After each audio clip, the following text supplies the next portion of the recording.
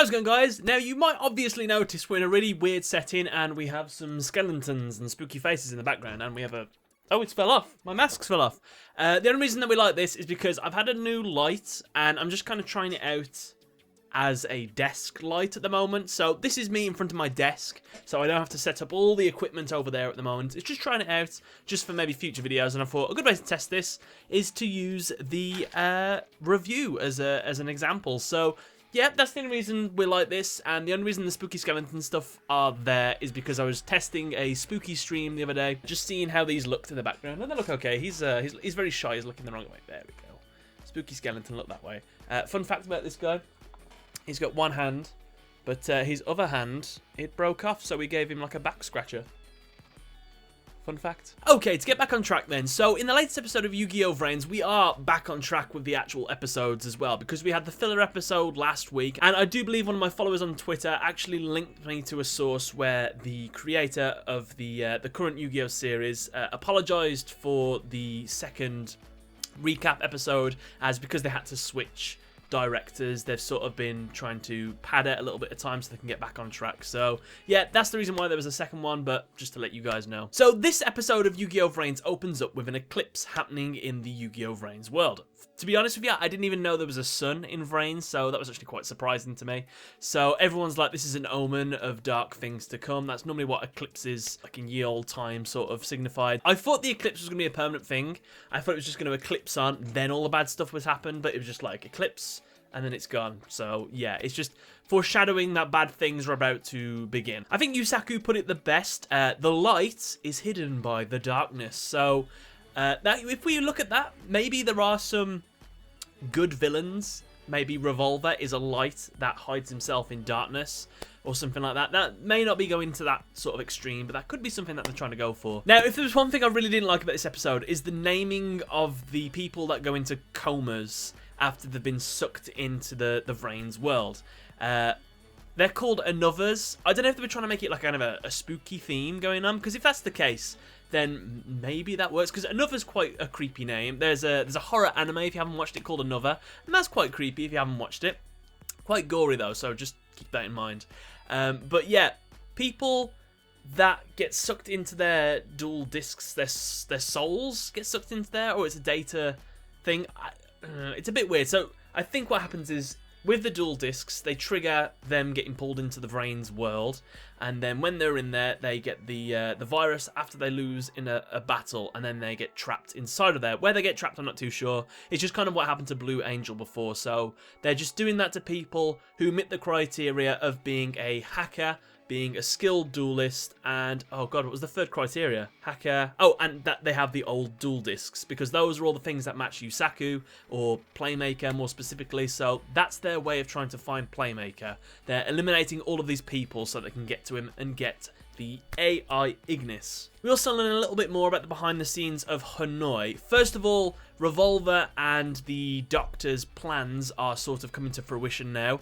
They are ready to begin the final phase of the next step of their plan, which we still don't know what they're going to do yet, but we have a little bit of breathing room, because Revolver cannot sort of move on unless he defeats Yusaku in a duel.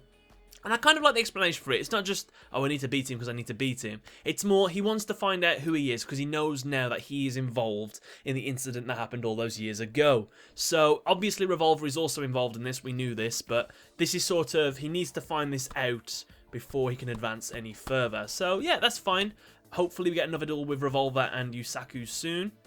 God knows what's going to happen though. We also find out that some of the, I'm not really too sure what they're called, the Hanoi fighters, the staple looking ones, most of them now, they have thousands of people working for them, but they're described to be like hoodlums. They don't really care about the overall agenda of Hanoi. They just kind of want to shut down VRAINS for their own personal gain. So they're kind of like fodder enemies, and I really like the fact that when Go was like disguised as Yusaku, he absolutely wrecked these people. He's like pushing them off their duel boards and everything, and it was just weird to see, like, I know it wasn't Yusaku, but just to see like this aggressive Yusaku who's like smiles and he's like, get out of my way. It was just something different, and I quite liked it. But that also brings me to a little other complaint that I have. It is way too easy to hijack someone's identity in Yu-Gi-Oh! VRAINS. Like, you can just dress up as like Blue Angel or Anonymous and Hacker like Yusaku. I don't know, it just seems like a problem that the VRAINS community needs to sort out. It's just too easy to just steal people's identities. So that's just a little problem that I have with the VRAINS universe, but yeah, it's alright. It comes up with some interesting scenarios anyway. I'm curious as well if they'll change any of this for the actual... I'm curious as well if they'll change any of this for the dub release, because normally dark themes always get sort of edited or changed. People don't die, they just go into a coma, or if people die, sometimes they go missing. The best example, of course, is Asta Phoenix's dad. In the sub, the Japanese version, you just see Asta Phoenix's dad on the floor dead like this. Cards everywhere, and little Asta Phoenix standing there looking at his dead father. Whereas in the dub, it's just an empty floor with cards all over the floor and a little voiceover saying, well, he went missing and we couldn't find him, but maybe someday I will. So, yeah, with this one, you've got people having their souls kind of ripped out, and then they collapse, and they describe it in this as looking almost like corpses or just shells, empty shells of people. And I thought the imagery of that was quite dark, so I wonder if they'll keep that in the dub as well. There was a couple of other moments as well, especially with people in hospitals, so, yeah, curious to see what they keep and they don't keep. I just wonder. Two more things I want to mention is the fact that I still think Ignis is a really funny character, and he brings a lot to this series, I think. Just some of the things that he says makes me laugh, and it's just, he works really well with Yusaku, because Yusaku is such this stern and serious character, and then you've got like Ignis being like the sort of, the levity of the show, which I do appreciate. I think without him, this show would have suffered quite a lot. It'd have been too brooding, I think. What was the bit now that made me laugh? Oh, it was when Yusaku says that, when he sees the Yusaku sort of clone person, he's like, who the hell's that?